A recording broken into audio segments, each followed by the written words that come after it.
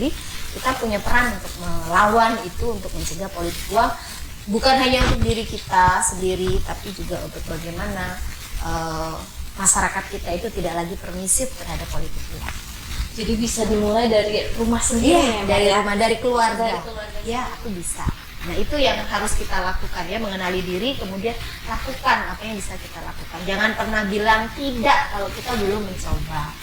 Jadi kita harus menjadikan pengawasan itu menjadi asik gitu, menjadi menyenangkan. Jadi orang tuh nggak ngerasa bete diawasi oleh kita. Nah, itu harus. Assalamualaikum warahmatullahi wabarakatuh. Tabikun. Hai sahabat Bawaslu, selamat datang di podcast Bawaslu Provinsi Lampung. Bersama saya Evi yang akan membantu podcast kita pada hari ini. Sahabat Bawaslu, seperti yang kita ketahui, dahulu perempuan sering kali dianggap sebelah mata. Hak-hak perempuan pun selalu dibatasi oleh dinding-dinding kesenjangan. Namun kini, hal tersebut mulai memudar dan cenderung ditinggalkan. Di era sekarang, kesempatan yang dimiliki oleh perempuan hampir setara dengan laki-laki, baik itu di bidang pendidikan, ekonomi, maupun politik. Beranjak dari hal tersebut, maka tema kita pada podcast kali ini adalah peran perempuan dalam pemilu, di mana narasumber kita adalah salah satu perempuan inspiratif yang tidak lain dan tidak bukan adalah Ketua Bawaslu Provinsi Lampung, Ibu Fatihatul Khairiyah SHI-MH. Beliau sangat akrab kami sapa dengan panggilan Mbak. Langsung saja, selamat siang Mbak. Siang Evi, makin cantik. Ternyata Evi pandai sekali bertutur ya. Latihan Mbak. Bagus. Sehat dan semangat selalu ya Mbak ya. Mbak, sebelum kita memulai obrolan nih, boleh dong Mbak kasih satu kalimat yang menggambarkan perempuan dan pemilu itu sendiri Mbak. Tidak ada demokrasi tanpa keterlibatan perempuan. Super sekali ya Mbak ya. Artinya memang peran perempuan itu sangat diharapkan dalam demokrasi kita ini. Ini Mbak, seperti yang kita ketahui juga di dalam Undang-Undang Nomor 7 Tahun 2017 tentang pemilu, di mana perempuan itu diberi porsi keterlibatannya sebesar 30%, baik itu dari penyelenggara pemilu, kepengurusan partai politik maupun bakal calon legislatif. Melihat fenomena tersebut Mbak, menurut Mbak bagaimana sih demokrasi khususnya di Provinsi Lampung dan keterlibatan perempuan di Provinsi Lampung itu sendiri setelah adanya porsi tersebut? Iya, sebenarnya kalau di Lampung sih kita cenderung lebih maju ya. Karena apa? Kita melihat saat ini misalnya di Lampung ada banyak sekali perempuan-perempuan yang menjadi kepala daerah. Ada wakil gubernur itu perempuan. Kemudian Bupati Tulang Bawang, Bupati Tanggamus, itu perempuan ya. Meskipun kalau kita hitung persentasenya apakah sudah sampai 30%, belum ya.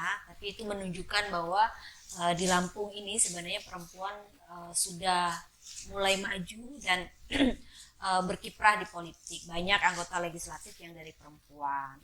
Kalau dari penyelenggara pemilu memang kita masih harus tingkatkan lagi, karena dari keterwakilan perempuan di Bawaslu misalnya dari 7 orang hanya 1, kemudian di KPU juga dari 7 orang hanya 1 perempuannya, kabupaten kota pun begitu, belum terlalu banyak keterwakilan perempuan. Tapi memang ini tidak semata-mata karena tidak pedulinya negara terhadap keterwakilan perempuan, tapi memang ini PR besar bagi perempuan ya. Negara kita, pemerintah melalui undang-undangnya sudah memberikan kesempatan bagi perempuan untuk bisa berkiprah di politik, baik di lembaga penyelenggara pemilu maupun juga pemerintahan, di legislatif gitu ya. Tapi memang semangat perempuan ini harus lebih didorong lagi, kemudian pengetahuan kita ya sebagai perempuan itu harus lebih berkembang lagi, kemudian harus berani melawan diri sendiri. Jadi salah satu PR besar perempuan itu adalah terletak pada diri kita sendiri. Apakah kita mampu mengaktualisasi kemampuan kita di ruang-ruang publik, atau kita akan memilih diam dengan segala kemampuan yang kita miliki tapi tidak kita tonjolkan. Jadi itu kembali ke kita, selain dari soal tentunya bagaimana masyarakat ya, bagaimana kondisi sosial kita mendukung atau tidak. Oke, tadi berbicara dari kembali ke diri perempuan itu sendiri ya Mbak ya. Menurut Mbak nih, ada nggak sih strategi untuk meningkatkan kepercayaan diri perempuan tuh untuk lebih terjun ke dunia politik dan pemilu? Ada nggak Mbak? Kalau apakah itu selain dari diri dia perempuan itu sendiri, perlu ada strategi apa nih dari pemerintah? Iya, kalau tadi saya memulai dari diri sendiri itu kan gini ya, kadang kita ini perempuan karena sudah terbiasa menjadi second line gitu ya, kondisi budaya kita menyebabkan itu bahwa perempuan itu adalah sebagai ibu rumah tangga misalnya gitu ya, ngurus anak, ngurus suami, masak gitu. Nah tapi sebenarnya tidak seperti itu gitu. Agama Islam misal pun dan agama-agama lain juga sebenarnya memberikan kesempatan bagi perempuan, karena yang membedakan kita di mata Tuhan kita itu kan hanya akhlak kita gitu ya, amal ibadah kita gitu. Tapi tidak melihat laki-laki atau perempuan itu semua akan dinilai sama, akan dilihat bagaimana ketaatan kita kepada Tuhan kita masing-masing itu adalah urusan person kita, bukan sebagai laki-laki atau perempuan, tapi sebagai manusia, sebagai insan.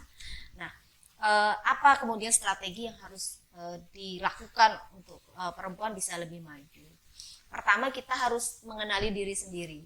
Ya, sebagai perempuan kita harus tahu kemampuan kita ini di mana, kelebihan kita apa. Misalnya Evi, oh selama ini misalnya saya tidak pernah tahu Evi ternyata bisa jadi host misalnya ya kan.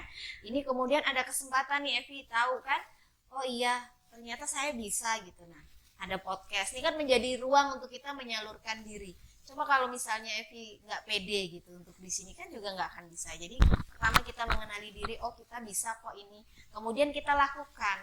Jadi setelah kita tahu oh saya bisa ini, kemudian kita lakukan, maka itu akan menjadi bukti bahwa oh iya saya bisa gitu. Kalau kemudian kita tahu sebenarnya kita bisa ini tapi kita tidak melakukan, maka ya hanya akan menjadi kesadaran semu saja, tidak sampai pada kesadaran kritis bahwa ya aku bisa. Nah itu yang harus kita lakukan ya, mengenali diri kemudian lakukan apa yang bisa kita lakukan. Jangan pernah bilang tidak kalau kita belum mencoba. Kemudian kalau dari pemerintah tentu bagaimana aspek yang menunjang perempuan untuk bisa di ruang-ruang publik baik di politik maupun di pemerintahan gitu ya. Ini kan sudah terbuka gitu. Tinggal bagaimana kemudian partai politik misalnya itu bisa lebih lebih peduli terhadap perempuan gitu kan. Jangan kemudian misalnya dalam struktur partai itu perempuan hanya menjadi bendahara misalnya, walaupun bukan berarti bendahara itu menjadi posisi yang tidak strategis, bukan, tapi ayo dong kayak perempuan juga bisa kok menjadi ketua partai misalnya. Di Lampung juga ada ketua partai yang perempuan gitu kan. Nah itu kita harus, negara pun harus berperan untuk bisa menjadikan perempuan itu ada di ruang-ruang publik, termasuk juga misalnya afirmasi terhadap calon anggota legislatif ya. Ini kan sudah ada di undang-undang bahwa setiap dapil gitu, di dalam dapil itu harus ada 30% keterwakilan perempuan. Kemudian nomor urutnya pun harus zipper ya. Itu juga bagian komitmen negara sebenarnya untuk bisa memberikan jaminan bahwa perempuan bisa ikut serta di dalam politik. Dan politik yang dibangun perempuan itu sebenarnya semestinya itu lebih lebih bersahabat gitu, karena kita kan ada sisi-sisi lembutnya ya, sisi-sisi yang kasih sayangnya itu lebih ditonjolkan. Itu menurut saya itu bukan kelemahan, tapi itu justru kelebihan perempuan ketika kita ada di dunia politik. Sisi lemah lembut kita itu justru bisa kita jadikan modal kita untuk bagaimana berkomunikasi dengan orang lain, bagaimana kita mempengaruhi orang lain. Jadi harus berani. Jadi walaupun kita perempuan kita juga bisa ya? Bisa dong, harus kita tunjukkan. Iya. Terus Mbak nih dalam konteks penyelenggaraan pemilu nih Mbak, menurut Mbak, apa sih peran strategis perempuan nih, baik itu dari penyelenggara maupun dari masyarakat nih? Apa peran strategis perempuan ini, Mbak?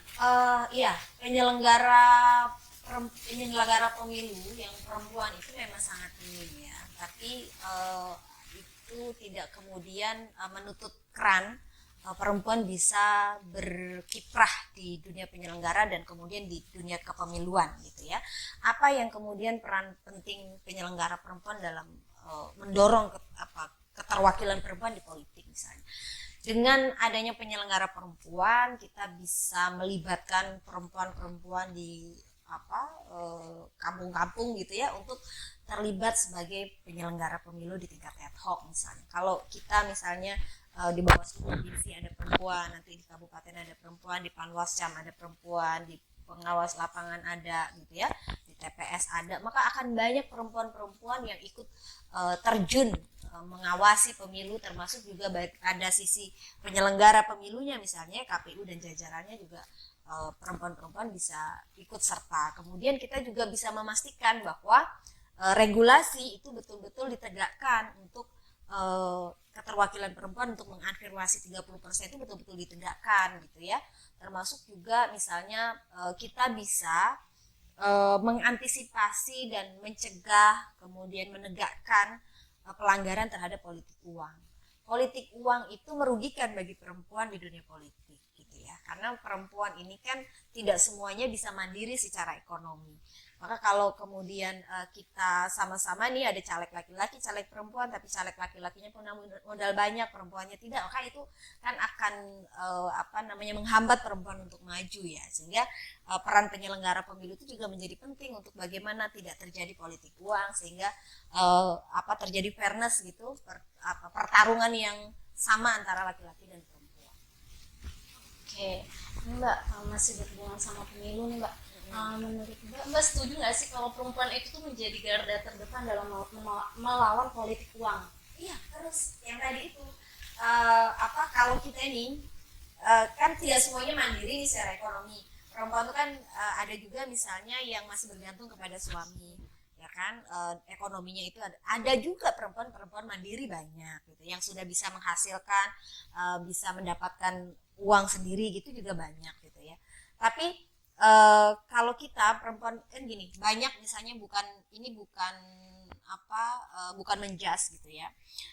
Peran perempuan untuk mencegah politik uang atau korupsi gitu ya, itu sangat besar. Karena perempuan itu kan sebagai istri, sebagai ibu rumah tangga ya kan.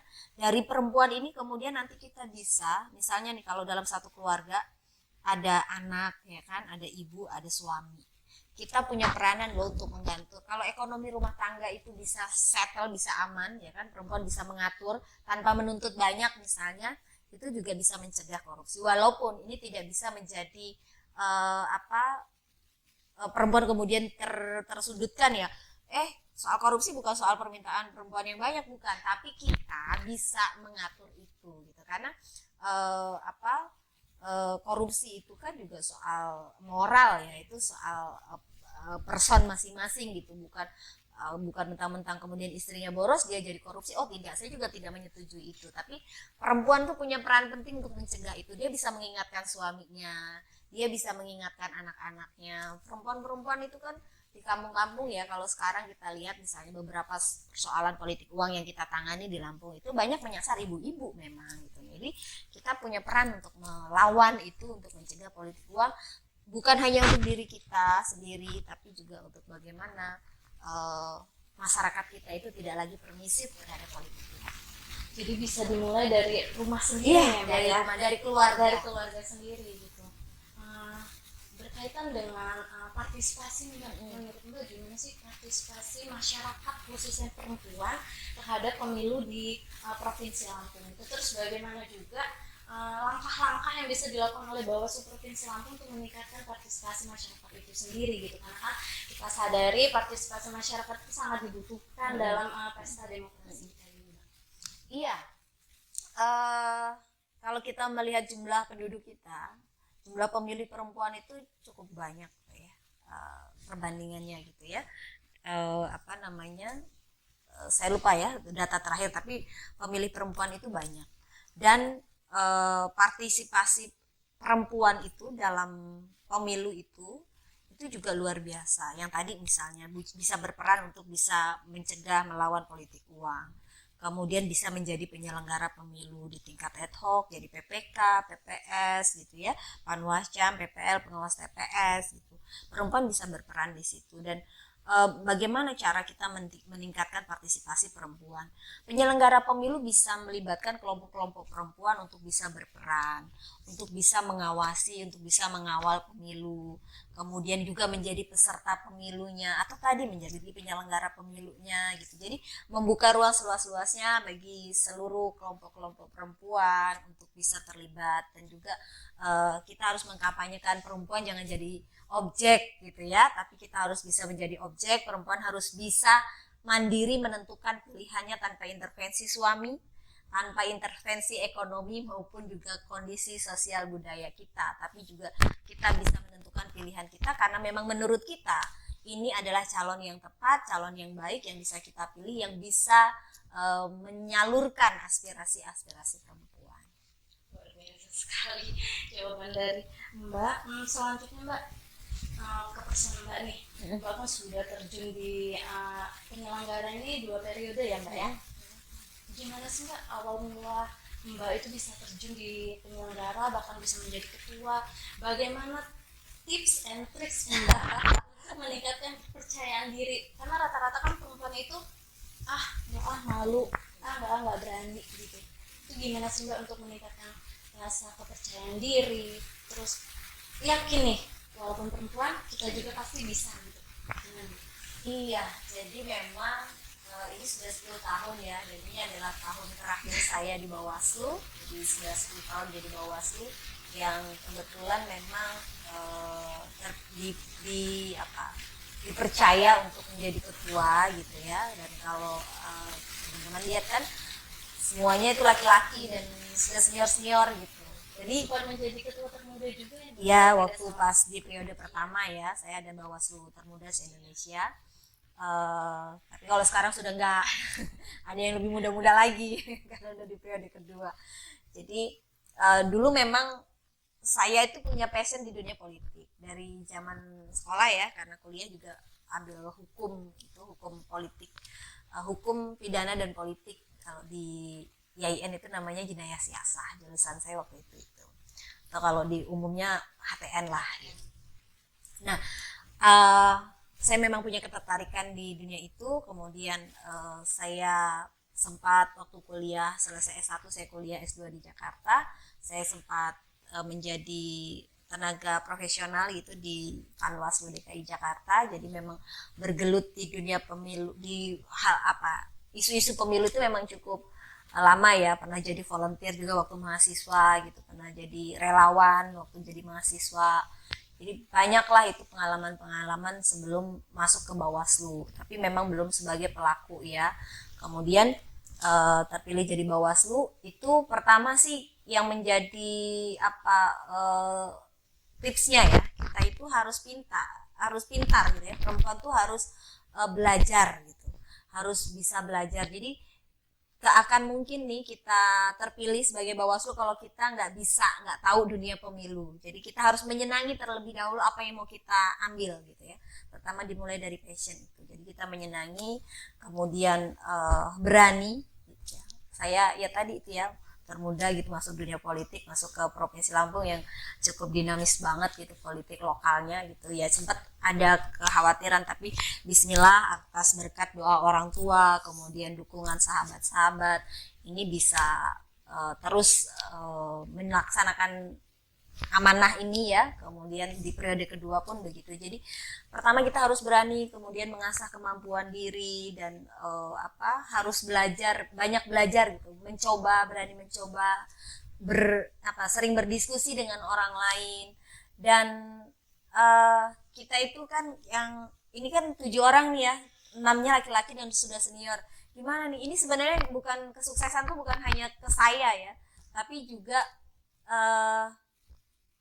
para lelaki ini yang punya keluasan hati, kelapangan hati untuk dipimpin perempuan juga. Jadi mereka itu yang harus dapat reward juga. Kenapa kemudian saya berhasil menjadi ketua lembaga ini selama 2 periode ini, salah satunya terletak pada dukungan mereka itu yang punya kelapangan dada, kelapangan hati untuk dipimpin perempuan dan masih muda.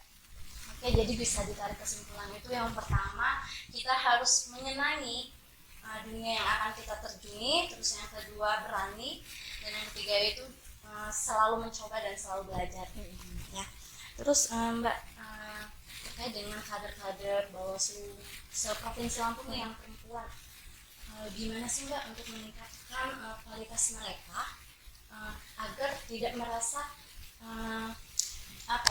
karena mereka kan jumlahnya lebih sedikit dibanding dari yang laki-laki, tidak merasa terdiskriminasi gitu, karena saya perempuan gitu, saya perempuan cuma saya sendiri gitu. Gimana Mbak untuk meningkatkan kualitas mereka gitu Mbak, kalau dari sisi Mbak sebagai ketua Bawaslu?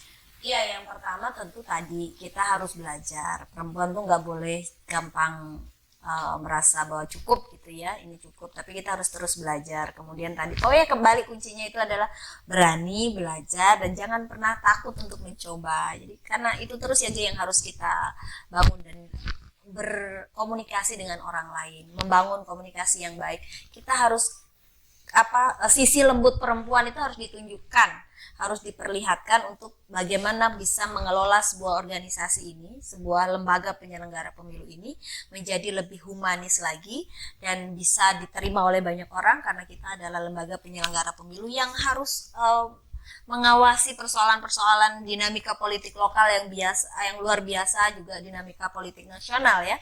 Jadi kita bisa memberikan sesuatu, jadi kita harus menjadikan pengawasan itu menjadi asik gitu, menjadi menyenangkan. Jadi orang tuh nggak ngerasa bete diawasi oleh kita. Nah itu harus kita lakukan terus. Oke, ini kan Bapak udah berkecimpung nih hampir 10 tahun. Sedih juga sih ini periode terakhir. Aku mau tanya dong Mbak, apa sih, pastinya ada lah ya hambatan, tantangan Mbak selama menjadi penyelenggara pemilu nih, selain Mbak sebagai penyelenggara dan Mbak pun sebagai perempuan. Iya, ada pasti, termasuk juga misalnya ancaman-ancaman gitu ya, kita sudah pernah lewati itu. Dan hambatan terbesar kita itu adalah melawan diri sendiri, melawan ketakutan. Karena alhamdulillah saya punya suami juga yang sangat support terhadap aktivitas saya ya. Beliau itu luar biasa mendampingi saya dalam situasi, dalam segala cuaca, baik hujan panas gitu ya. Iya, itu kekuatan yang luar biasa buat saya dan keluarga pun begitu. Jadi hambatan terbesar adalah melawan diri sendiri. Itu aja sih. Kalau kita udah selesai sama diri kita sendiri, insya Allah ya Mbak ya, kita bisa juga menyelesaikan di ranah-ranah publik itu. Mungkin untuk yang terakhir Mbak ya. Terakhir deh.